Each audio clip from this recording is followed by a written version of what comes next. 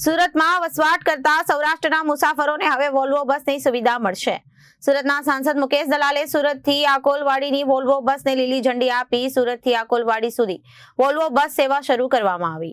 આ બસ અડાજણ સુરતથી રોજ 7 વાગે ઉપડશે। સુરતમાં વસવાટ કરતા સૌરાષ્ટ્રના મુસાફરોને હવે વોલ્વો અને બસની સુવિધા મળશે। સુરતના સાંસદ મુકેશ દલાલે સુરતથી આકોલવાડીની વોલ્વો બસને લીલી ઝંડી આપી હતી।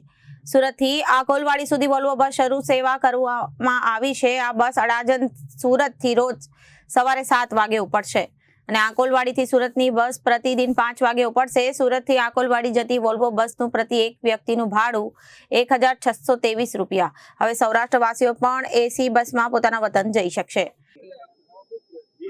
આજે જીએસઆરટીસી દ્વારા સુરતથી વડોદરા, રાજકોટ, જુનાગઢ અને આકોલવાડી એટલે ગીર ત્યાં સુધીની આખી વોલ્વો બસ શરૂ કરવામાં આવી છે। તે માટે હું મુખ્યમંત્રી શ્રી ભૂપેન્દ્રભાઈ પટેલ તેમજ વાહન વ્યવહાર મંત્રી શ્રી હર્ષભાઈ સંઘવીનો અભિનંદન આપું છું અને આભાર માનું છું। આ વોલ્વો બસ છે અને એનું ભાડું પણ ખૂબ રિઝનેબલ 1623 રૂપિયાની આજુબાજુ છે અને સૌરાષ્ટ્રની ખાસ કરીને રાજકોટ બાજુ જોની પ્રજાને આ ખૂબ ઉપયોગી નીવડશે।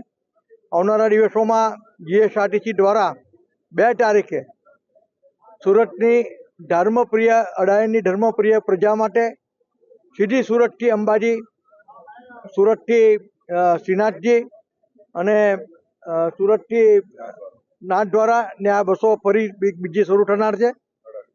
અડાજણથી શરૂ થશે, એ પણ 2 તારીખે શરૂ થવાની છે।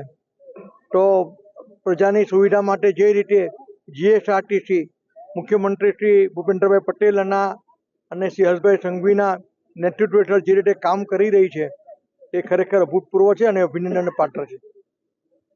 Reporter Arvind Rathod, Janadesh news, Surat.